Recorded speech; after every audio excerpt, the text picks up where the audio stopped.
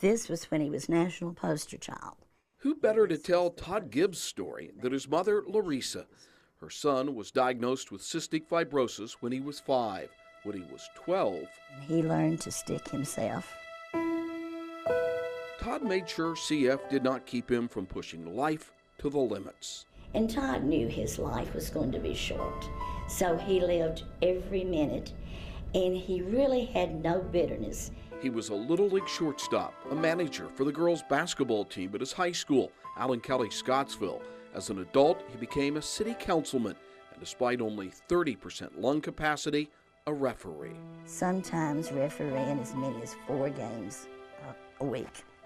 So that picture, I think, is very symbolic of how he was determined to live his life. Determined to live through more than 80 hospital stays. Todd's last one spanned 4 months as he waited for a double lung transplant. I know being in the hospital right now that I'm at the top of our list here at UK simply because I'm considered a priority. That was Todd on September 20th, 1995. He wanted the lungs so badly. He died 23 days later, still waiting for a donor. In a cruel irony, matching lungs became available 5 days after his death. Todd was at peace. Todd was not afraid of dying. Todd was very brave in his beliefs. Dr. Jamshed Kanga Here's another area. Was Todd Gibbs' pulmonologist. He also became his patient's close friend. He was sort of my therapist and I was his doctor. We had a really special relationship for many years. Larissa Gibbs has written a book about her son's life, Not a Wasted Breath. Which is truly exactly what Todd did. He lived every breath to the fullest. It's not a sad book about dying too young. This is a joyful book about living life to the fullest in spite of all the obstacles. A story about a son who graduated from college the year before he died. And after his graduation, he comes up to me and he just, I got something for you. And he pulls this out from behind him. And I just, couldn't hold back tears and felt this chill and gave me this big hug.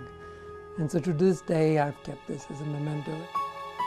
Dr. Kanga was a pallbearer at Todd's funeral, a groomsman the winter before in Todd's wedding. 10 months from that exact date, his casket sat in that altar.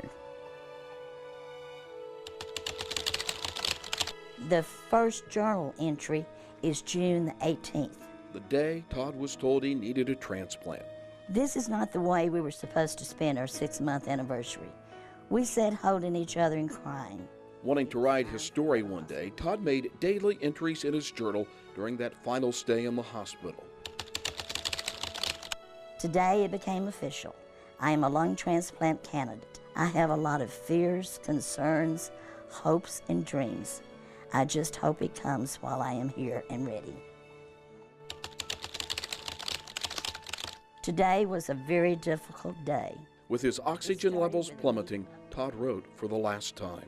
That night was the worst of my life, and at times I wondered if I would make it.